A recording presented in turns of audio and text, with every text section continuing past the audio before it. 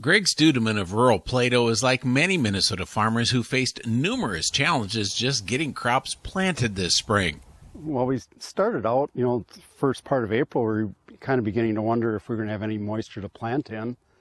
And I think it was right around the 7th or so, it seemed like it started raining and it just didn't want to quit. You'd get a window of opportunity for 2-3 days and then it would get closed again. Excessive rain has led to drown-out areas and in some cases prevented planting claims where farmers simply weren't able to get crops in the ground. We didn't really experience heavy rain until these last couple episodes where it just ponded, and then you see what we got here.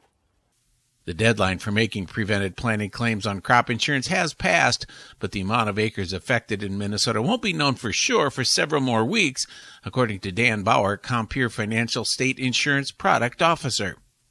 We've had a lot of struggles with planting, but we think that we're kind of going to have a low amount of acres, just a lot of, smaller claims for acres. Some people will be impacted a lot more, but it's probably not going to hit that million acres that we had in 2019. And a lot of projection nationally is kind of in that 5 to 6 million. And, with FSA, they'll come out with those reports in August, September. So we really won't know until then. Farmers are encouraged to get something planted in both drown-out and prevented planting acres. Got to kind of follow what the NRCS suggests.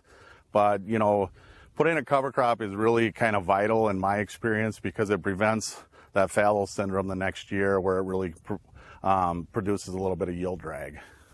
Prevent plant rules were changed several years ago to allow farmers to hay or graze areas planted to cover crops. One thing, if you do put a cover crop, they did change some rules a few years ago where it used to be you couldn't do anything with that cover crop till November 1st. Now, if you put a cover crop in, you can hay, graze it, bale it, chop it, and it doesn't affect your payment. But anything that you take for seed, that would affect your payments. This is Dan Lemke reporting.